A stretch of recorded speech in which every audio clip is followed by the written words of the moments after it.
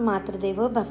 లలితా సహస్రనామాల్లోని ఒక్కో నామం మన జీవితంలోని చీకట్లను తొలగించే ఒక దివ్య జ్యోతి.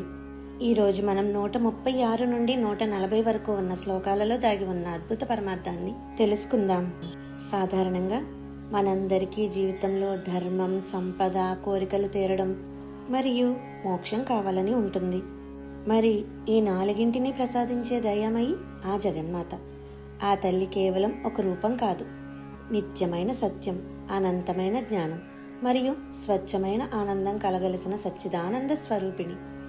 మనలోని చెడు ఆలోచనలను అణిచివేసి మనల్ని సరైన మార్గంలో నడిపించే శక్తి ఆ తల్లే. మనం నేర్చుకునే విద్యలు, చదివే శాస్త్రాలు అన్నీ ఆ సరస్వతీ స్వరూపమైన అమ్మవారి రూపాలే. ఆవిడ దేశకాలాలకు అతీతంగా ఈ విశ్వమంతా నిండి ఉన్న మహాశక్తి. మనకు ఏదైనా విషయం అర్థం కావాలన్నా, బుద్ధి చురుగ్గా పనిచేయాలన్నా ఆ తల్లి అనుగ్రహం తప్పనిసరి. అంతేకాదు, మనకు జీవిత సత్యాన్ని బోధించే గురువులందరిలోనూ ఆ తల్లి గురుమూర్తిగా వెలుగుతూ ఉంటుంది. సకల ధర్మాలకు, సాంప్రదాయాలకు మూలస్తంభం ఆ జగన్మాతే.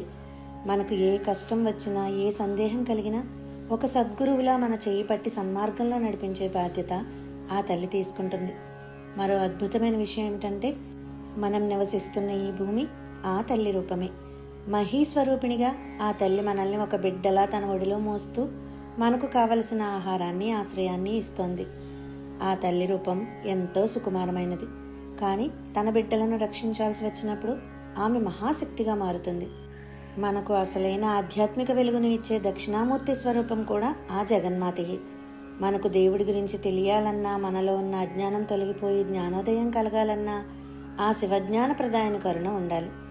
చదువునిచ్చే సరస్వతిగా, భరించే భూమాతగా, జ్ఞానాన్ని బోధించే గురువుగా మనలోనే ఉన్న ఆ తల్లిని భక్తితో స్మరిద్దాం.